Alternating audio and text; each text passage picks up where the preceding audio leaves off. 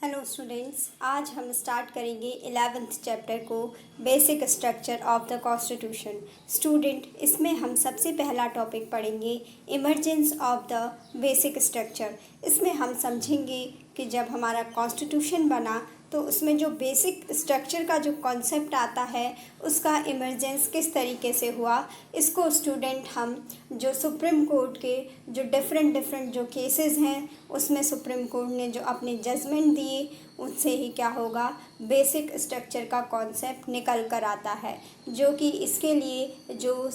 Important जो landmark case है जो कि केशवानंद भारती है, जिसमें कि सबसे पहले डॉक्ट्राइन ऑफ जो बेसिक स्ट्रक्चर है उसको हमारे कॉन्स्टिट्यूशन के उसको बताया गया, और उसके बाद आज तक के जितने भी जो भी इम्पॉर्टेंट केसेस हैं उसमें सुप्रीम कोर्ट ने अपने जो भी डिसीजंस दिए उस बेसिस पर ही हमारे कॉन्स्टिट्यूशन में बेसिक स्ट्रक्चर के कॉन्सेप्ट को समझाया गया है।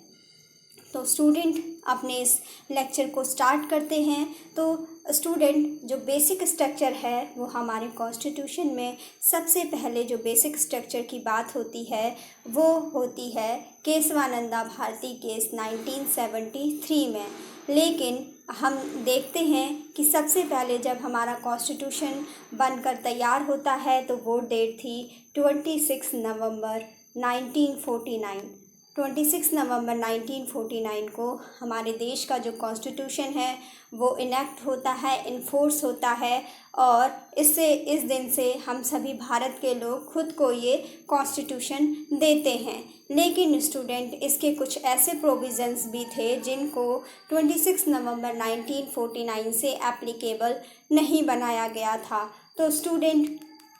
26 जनवरी 1950, जिसे कि हम रिपब्लिक डे भी कहते हैं, 26 जनवरी 1950 के दिन क्या हुआ था, हमारे जो कॉन्स्टिट्यूशन थे, हमारे कॉन्स्टिट्यूशन के सभी प्रोविज़न्स को इनेक्ट कर दिया गया, इन्फोर्स कर दिया गया, और उस दिन से सारे ही प्रोविज़न्स को एप्लीकेबल बना दिया गया। और तभी से हम 26 जनवरी को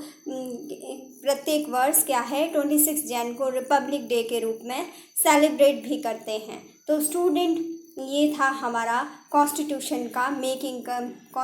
मेकिंग का प्रोसीजर। इसमें हमने पढ़ा कि कब से हमारा कॉन्स्टिट्यूशन इनेक्ट होता है। कंप्लीटली जो इनेक्टमेंट है वो 26 जनवरी 1950 से होता है। तो स्टूडेंट, जब हमारा देश इंडिपेंडेंट हुआ था उसके बाद भी हमारे देश में गरीबी थी, अशिक्षा थी, काफ़ी पुअर लोग थे। तो उस टाइम पे जो हमारे देश की गवर्नमेंट है उन्होंने सोचा 1951 में हमारे कॉन्स्टिट्यूशन में जो फर्स्ट अमेंडमेंट एक्ट है उसको किया जाता है हमारी गवर्नमेंट के द्वारा। पार्लियामेंट में फर्स्ट कॉन्स्टिट्यूशनल अमेंडमेंट एक्ट को पास किया जाता है। स्टूडेंट, जो ये फर्स्ट कॉन्स्टिट्यूशनल अमेंडमेंट एक्ट है 1951 का, इसमें ये किया गया, ये प्रोविज़न्स किए गए कि जो लैंड ओनर्स हैं, जो बड़े बड़े जमींदार हैं, उनकी जो भी एक्स्ट्रा लैंड है जो कि क्या है, जो सर्टेन जो सीलिंग लिमिट्स है उनसे बाहर है, तो उसको गवर्नमेंट ने इन लैंड ओनर्स से लेकर उनको गरीब लोगों में उसको डिस्ट्रीब्यूट कर दिया। और इसके लिए ये फर्स्ट अमेंडमेंट एक्ट ऑफ 1951 को गवर्नमेंट के द्वारा पास किया गया। लेकिन स्टूडेंट, इससे क्या हुआ, जो लैंड ओनर्स थे उन्होंने कहा कि ये तो हमारी राइट टू प्रॉपर्टी का वॉयलेशन हो रहा है। उस टाइम पे स्टूडेंट 1951 की ये बात है, उस टाइम पे हमारे कॉन्स्टिट्यूशन में जो राइट टू प्रॉपर्टी है इसको भी एक फंडामेंटल राइट माना जाता था। तो ये जो लैंड ओनर्स थे, जो बड़े बड़े जमींदार थे, वो सुप्रीम कोर्ट में जाते हैं और वहाँ पर इसके लिए जो इम्पोर्टेंट केस है वो कहलाता है शंकरी प्रसाद केस 1951, जिसमें कि लैंडलॉर्ड सुप्रीम कोर्ट में जाकर कहते हैं कि उनका जो फंडामेंटल राइट है, वो राइट टू प्रॉपर्टी है, वो वायलेट हो रहा है, वो इन्फ्रिंज किया जा रहा है। किसके थ्रू, कि जो गवर्नमेंट ने वो जो फर्स्ट कॉन्स्टिट्यूशनल अमेंडमेंट एक्ट को पास किया है 1951, उसके थ्रू लैंड ओनर्स की जो प्रॉपर्टी है, जो उनकी ज़मीन है, उसको किसको दे दिया जा रहा है, गरीब लोगों को दिया जा रहा है। तो इस बेसिस पर जो लैंड ओनर्स लोग हैं वो क्या करते हैं, पहला केस सुप्रीम कोर्ट में जाता है शंकरी प्रसाद केस 1951 में।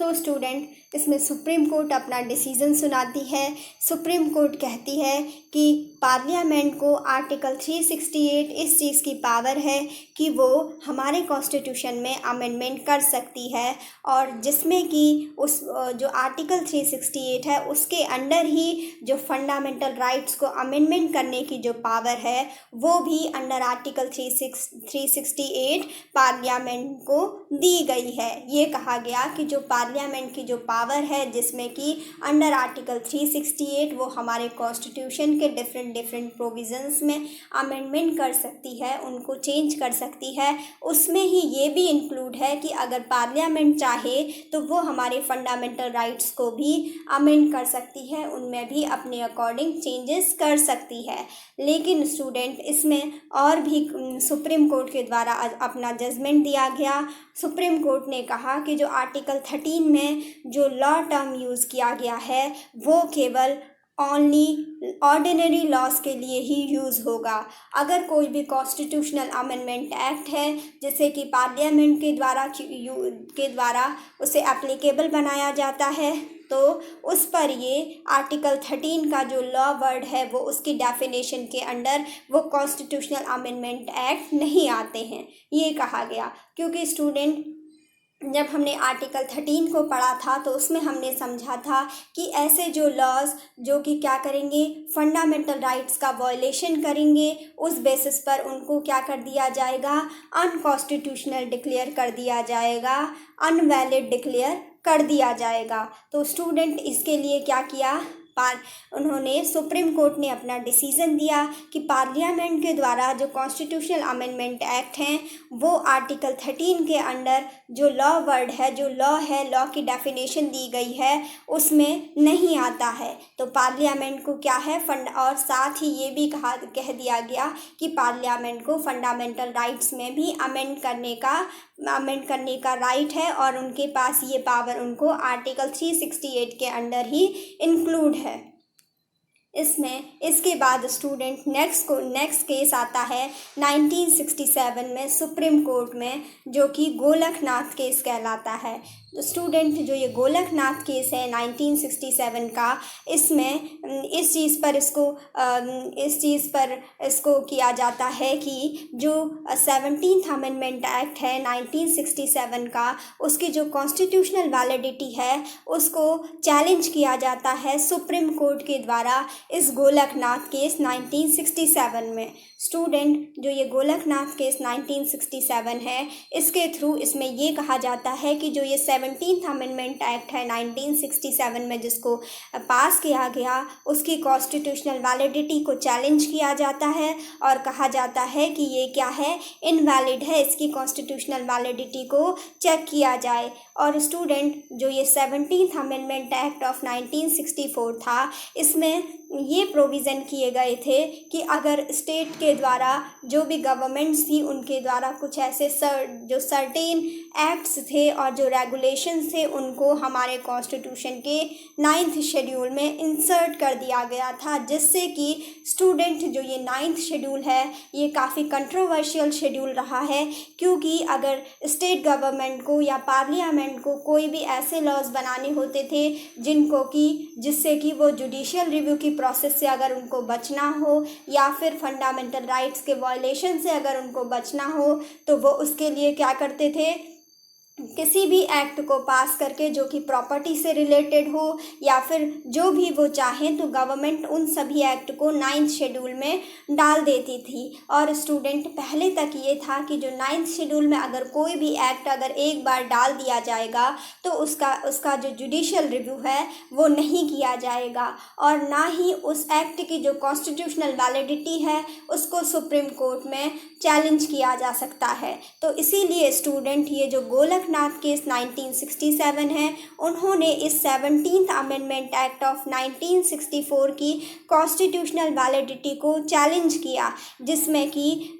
जो गवर्नमेंट के द्वारा कुछ सर्टेन एक्ट्स एंड रेगुलेशंस को बनाकर 9th शेड्यूल में इसलिए डाल दिया जा रहा था ताकि इनका जुडिशियल रिव्यू ना किया जा सके और फंडामेंटल राइट्स के वायलेशन के बेसिस पर कोई भी कॉन्ट्राडिक्शन ना हो या फिर कोई भी इनको इनको कोर्ट में, इन लॉज को कोर्ट में चैलेंज ना कर सके।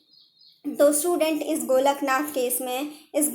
केस ऑफ 1967 में जो सुप्रीम कोर्ट होती है वो अपना डिसीज़न देती है कि जो फंडामेंटल राइट्स हैं जो कि हमारे कॉन्स्टिट्यूशन में दिए गए हैं वो क्या हैं, ट्रांसडेंटल हैं एंड इम्यूटेबल पोजीशन हैं। मींस कि ये जो फंडामेंटल राइट्स हैं हमारे कॉन्स्टिट्यूशन में ये हमारे लिए बहुत ज़्यादा इम्पॉर्टेंट हैं और ये क्या हैं, बहुत ही महत्वपूर्ण पोजीशन पर रखे गए हैं। सुप्रीम कोर्ट ने कहा कि पार्लियामेंट किसी भी पर्सन के फंडामेंटल राइट्स को एब्रेज नहीं कर सकती है, उनको एब्रोगेट नहीं कर सकती है और पार्लियामेंट किसी भी पर्सन के जो फंडामेंटल राइट्स हैं उनको नहीं ले सकती है। ये सुप्रीम कोर्ट ने अपने इस गोलकनाथ केस ऑफ 1967 में डिसीज़न दिया और सुप्रीम कोर्ट ने जो अपना जो फर्स्ट केस था शंकरी प्रसाद केस 1951 उसके डिसीज़न को पूरी तरीके से रिवर्स कर दिया।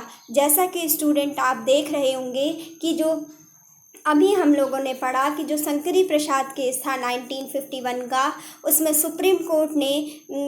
कोर्ट ने अपना डिसीज़न दिया कि पार्लियामेंट क्या कर सकती है, पार्लियामेंट फंडामेंटल राइट्स को भी अमेंड कर सकती है और पार्लियामेंट के पास अंडर आर्टिकल 368 इस राइट को, इस पावर को इंक्लूड किया गया है कि वो फंडामेंटल राइट्स में कोई भी चेंजेस कर सकती है। ऐसा डिसीज़न शंकरी प्रसाद केस 1951 में दिया गया था। लेकिन स्टूडेंट अब आप देख रहे हैं कि जो ये गोलकनाथ केस है 1967 का, इसमें सुप्रीम कोर्ट के द्वारा ये डिसीज़न दिया गया कि क्या होगा, अब पार्लियामेंट किसी भी पर्सन के फंडामेंटल राइट्स को नहीं ले सकती है। इन्होंने अपने पूरे उस डिसीज़न को शंकरी प्रसाद जो केस था 1951 का, उसमें जो डिसीज़न दिया था उसको पूरी तरीके से रिवर्स कर लिया। जैसा कि स्टूडेंट इसमें जो शंकरी प्रसाद 1951 का केस था उसमें सुप्रीम कोर्ट ने कहा था कि अगर पार्लियामेंट कोई भी कॉन्स्टिट्यूशनल अमेंडमेंट एक्ट को पास करती है, किसी भी कॉन्स्टिट्यूशनल अमेंडमेंट एक्ट का प्रोविज़न करती है तो उसको आर्टिकल 13 के लॉ की डेफिनेशन में नहीं रखा जाएगा। लेकिन स्टूडेंट अब आप देखेंगे कि गोलकनाथ केस 1967 में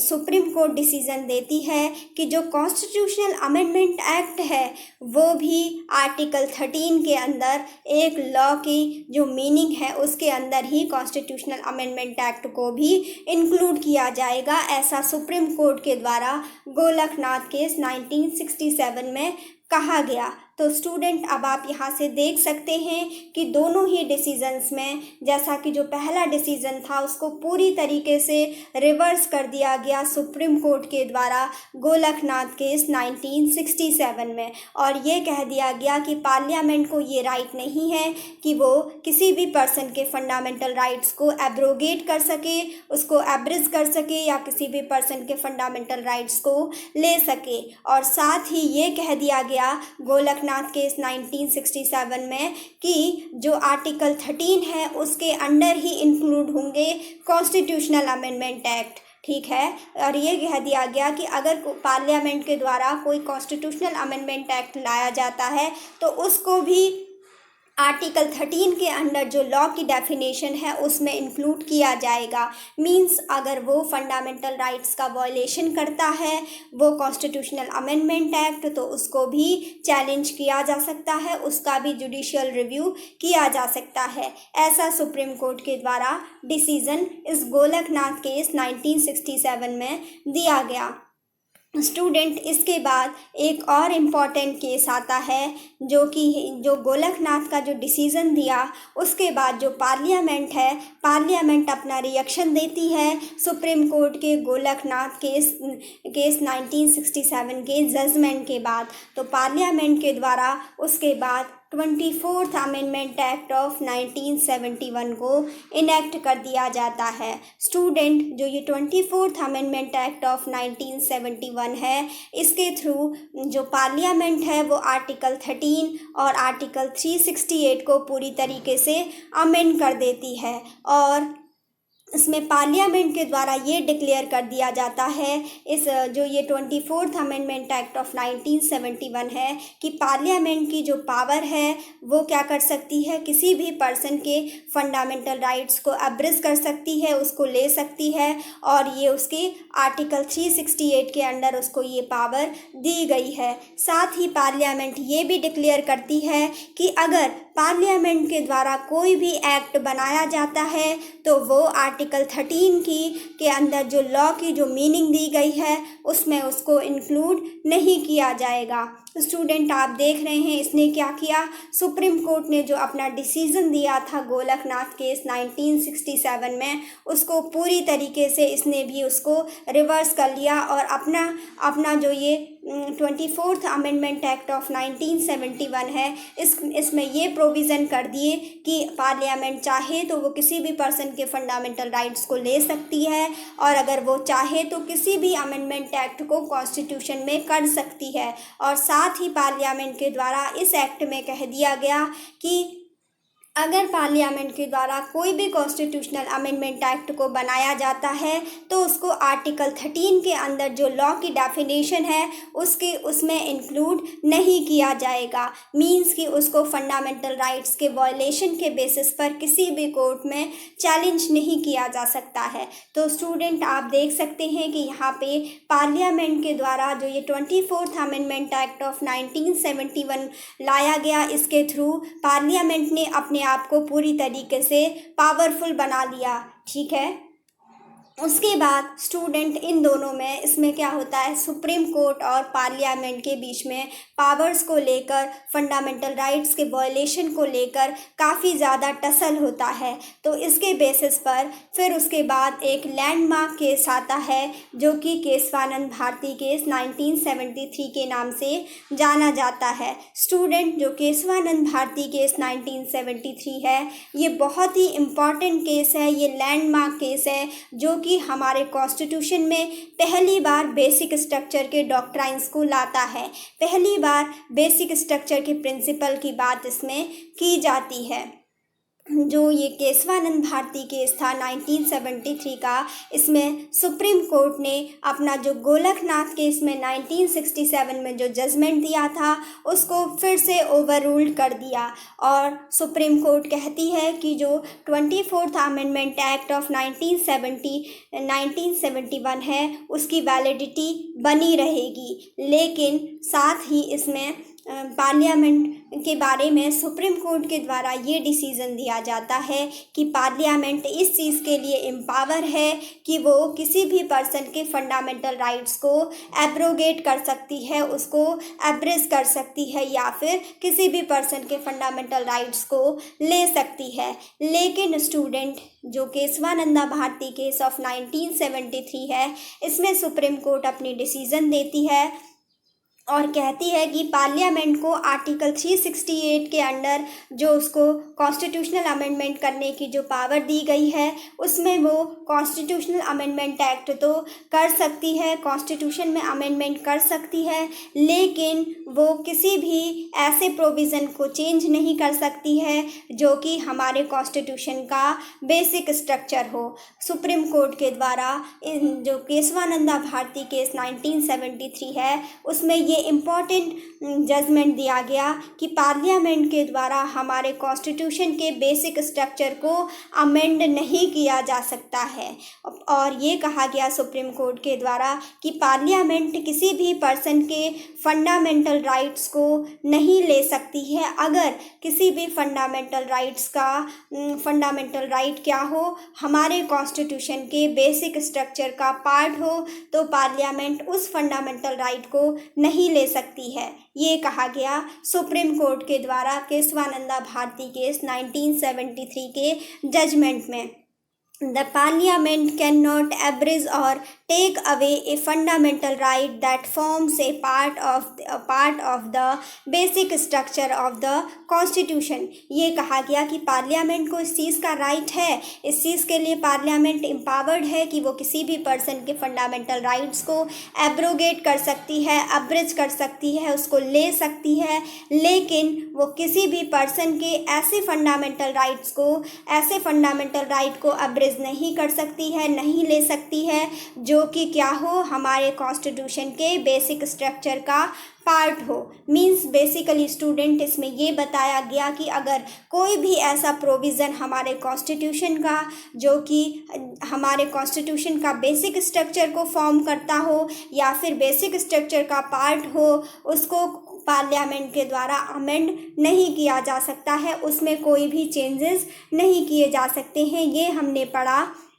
केशवानंदा भारती केस 1973 के जजमेंट के बाद कि अगर हमारे कॉन्स्टिट्यूशन का जो बेसिक स्ट्रक्चर है उसको चेंज नहीं किया जा सकता है। उसके बाद जो केशवानंदा भारती केस है 1973, उसमें पहली बार जो डॉक्ट्राइन ऑफ बेसिक स्ट्रक्चर है उसकी बात की गई थी, और उसके बाद सेकंड टाइम जो डॉक्ट्राइन ऑफ बेसिक स्ट्रक्चर की बात की जाती है वो एक और इम्पॉर्टेंट केस में की जाती है, जो कि इंदिरा नेहरू गांधी केस 1975 के नाम से जाना जाता है। जो इंदिरा नेहरू गांधी केस 1975 था, उसने एक बार फिर से जो हमारे कॉन्स्टिट्यूशन के जो डॉक्ट्राइन ऑफ बेसिक स्ट्रक्चर हैं, जो हमारे कॉन्स्टिट्यूशन के जो बेसिक स्ट्रक्चर के जो प्रिंसिपल्स हैं, उनको फिर से रीअफर्म किया, फिर से सुप्रीम कोर्ट में उनको एक बार एप्लीकेबल बनाया गया। और इंदिरा नेहरू गांधी केस 1975 के थ्रू सुप्रीम कोर्ट ने अपना डिसीज़न दिया, और सुप्रीम कोर्ट ने जो 39th अमेंडमेंट, जो कि 39th अमेंडमेंट एक्ट ऑफ 1975 था, उसको इनवैलिडेट कर दिया। स्टूडेंट, सुप्रीम कोर्ट ने इंदिरा नेहरू गांधी केस 1975 के थ्रू अपने जजमेंट में ये कहा कि जो 39th अमेंडमेंट, जो 39th अमेंडमेंट एक्ट ऑफ 1975 है, वो क्या है, इनवैलिड है, उसको अनकॉन्स्टिट्यूशनल डिक्लेयर कर दिया गया। स्टूडेंट, जो ये 39th अमेंडमेंट एक्ट था 1975 का, उसमें ये कहा गया था, पार्लियामेंट के द्वारा एक ऐसा एक्ट पास किया गया था जिसमें कि ये कहा गया था कि अगर प्राइम मिनिस्टर या फिर लोकसभा के स्पीकर के इलेक्शन में अगर कोई भी डिस्प्यूट होता है तो उसको किसी भी कोर्ट में उसका जुरिस्डिक्शन नहीं किया जा सकता है, और उसमें क्या है, कोई भी कोर्ट इंटरफेयर नहीं करेगा। ऐसा पार्लियामेंट के द्वारा 39th अमेंडमेंट एक्ट ऑफ 1975 में कहा गया था कि जो अगर पार्लियामेंट के जो इलेक्शन है और साथ ही जो स्पीकर ऑफ लोकसभा हैं, यानी जो लोकसभा के स्पीकर हैं, इन दोनों के इलेक्शन में अगर कोई डिस्प्यूट्स होता है, कोई वाद विवाद होता है, तो उसमें उसको क्या होगा, उसको जुडिशियरी के प्रीव्यू से बाहर रखा जाएगा। उसको क्या है, उसमें कोर्ट का इंटरफेरेंस नहीं होगा। ऐसा पार्लियामेंट के द्वारा कहा गया था, और ये कहा गया कि उसमें पार्लियामेंट उसको खुद अपना डिसीज़न लेगी और उस डिस्प्यूट को सॉल्व करेगी। उसको किसी भी कोर्ट में चैलेंज नहीं किया जा सकता है, और कोर्ट के जुरिस्डिक्शन से जो प्राइम मिनिस्टर हैं और जो लोकसभा के स्पीकर हैं, उनके इलेक्शन के डिस्प्यूट को जो कोर्ट के जुरिस्डिक्शन से बाहर रखा गया था 39th अमेंडमेंट एक्ट ऑफ 1975 के थ्रू। लेकिन स्टूडेंट, सुप्रीम कोर्ट ने अपने डिसीज़न में, जो कि इंदिरा नेहरू गांधी केस 1975 है, इसके थ्रू इस 39th अमेंडमेंट एक्ट ऑफ 1975 को अनकॉन्स्टिट्यूशनल डिक्लेयर कर दिया गया और इनवैलिड डिक्लेयर कर दिया गया। इसमें सुप्रीम कोर्ट के द्वारा ये डिसीज़न दिया गया कि जो पार्लियामेंट का ये जो प्रोविज़न है जो कि 39th अमेंडमेंट एक्ट ऑफ 1975 के अंदर पार्लियामेंट ने किया गया है, ये पार्लियामेंट की कॉन्स्टिट्यूशन को अमेंड करने की पावर से बाहर है और ये हमारे कॉन्स्टिट्यूशन के बेसिक स्ट्रक्चर को अफेक्ट करता है। इसीलिए सुप्रीम कोर्ट के द्वारा 39th अमेंडमेंट एक्ट ऑफ 1975 को इनवैलिडेट कर दिया गया, उसको अनकॉन्स्टिट्यूशनल डिक्लेयर कर दिया गया इंदिरा नेहरू गांधी केस 1975 के जजमेंट के थ्रू। तो स्टूडेंट, इसमें हमने पढ़ा कि इंदिरा नेहरू गांधी केस 1975 में सुप्रीम कोर्ट ने 39th अमेंडमेंट एक्ट ऑफ 1975 को इनवैलिडेट कर दिया, उसको अनकॉन्स्टिट्यूशनल डिक्लेयर कर दिया, क्योंकि उसमें क्या किया गया था, उसमें जुडिशियल रिव्यू की प्रोसेस को एप्लीकेबल नहीं बनाया गया था। उसमें कहा गया था कि जो भी प्राइम मिनिस्टर का इलेक्शन होगा या फिर जो भी लोकसभा के स्पीकर का इलेक्शन होगा, उसमें अगर कोई भी डिस्प्यूट होता है तो उसमें कोर्ट का जुरिस्डिक्शन एप्लीकेबल नहीं होगा, उसमें कोर्ट अपना जुरिस्डिक्शन नहीं दे सकती है। जबकि स्टूडेंट, ये होता है कि हमारे कॉन्स्टिट्यूशन में अगर कोई भी लॉ बनता है, कोई भी कॉन्स्टिट्यूशनल अमेंडमेंट एक्ट अगर पास होता है तो उसका जुडिशियल रिव्यू सुप्रीम कोर्ट में किया जा सकता है, क्योंकि जो जुडिशियल रिव्यू की प्रोसेस है वो हमारे कॉन्स्टिट्यूशन का बेसिक स्ट्रक्चर है। तो किसी भी लॉ का रिव्यू करना, उसका जुडिशियल रिव्यू किया जा सकता है, उसको कोर्ट से, जो सुप्रीम कोर्ट है या फिर जो हाई कोर्ट है, वहाँ पर जो जुडिशियल रिव्यू है उस प्रोसेस से किसी भी लॉ को बाहर नहीं रखा जा सकता है। जबकि जो पार्लियामेंट ने 39th अमेंडमेंट एक्ट ऑफ 1975 में ये जो प्रोविज़न दिया था, ये बेसिक स्ट्रक्चर को वायलेट करता है, हमारे कॉन्स्टिट्यूशन के बेसिक स्ट्रक्चर के फंडामेंटल्स को ये अफेक्ट करता है। और साथ ही जो बेसिक स्ट्रक्चर का कॉन्सेप्ट है जिसमें कि जुडिशियल रिव्यू की प्रोसेस दी गई है, उसको इन्होंने अवॉइड किया।